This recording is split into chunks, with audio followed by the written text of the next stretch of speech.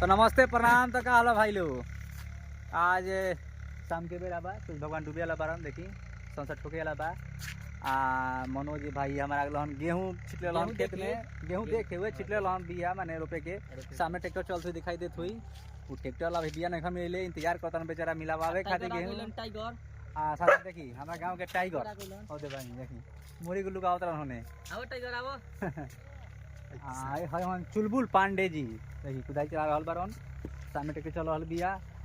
यही इंतजार में बेचारा बैठल बा मनोज जी बा कि कब ले गेहूँ मिली हमार बिया।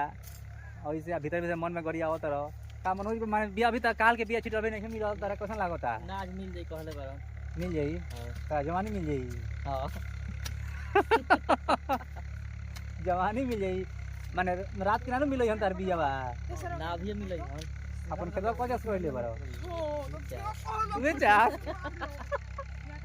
दू चार ले बारो माने कब कोई चस पर पता हो बिया नगेंद्र जी वहाँ के नगेंद्र जी हैं टाइगर उस टाइगर जी ना तो मनोज जी सब तारा से पूछता नहीं यार तू कौन चस करवा माने करवैले बार कौन चस एक चस न फारा दू चस रोटरी माने कल्टीवेटर से नफारा से एक चस पहले बारन एक चस और करवइहन अभी तीसर का हाली में बिया मिलवइहन तो इतना करवैलो तो माने कुछ दिक्कत ना भइल माने रुपया पैसा के दिक्कत माने ज्यादा बिल बन गइल हुई। हां ज्यादा बिल बन गइल मोट बिल हो गइल माने मोट ज्यादा पैसा हो गइल का चली मनोज भाई बेचारा के अब का कहीं एकरा अथी होता कुछ अंदर से अब ना कह पाए मैं अभी कहतन कि भाई यार वीडियो मत बनाओ हमरा हितई के लोग देखेला हमरा कहीं से हो जाए वैसे हो जाई का मनोज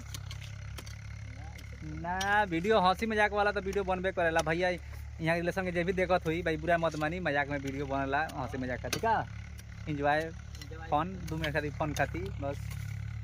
देखिए स्कूटी चला के रोहित सीख रहा बा एक्सपीरियंस एक चाबी दे रहा बा रोहित तब तो जा रहा है खेत में चलावे स्कूटी है ना की ओर। तब तक बाय बाय फिर बनल सही कोनो ब्लॉक में दूसरा ब्लॉक में स्वागत रहे लोग के तब तक टाटा बाय बाय।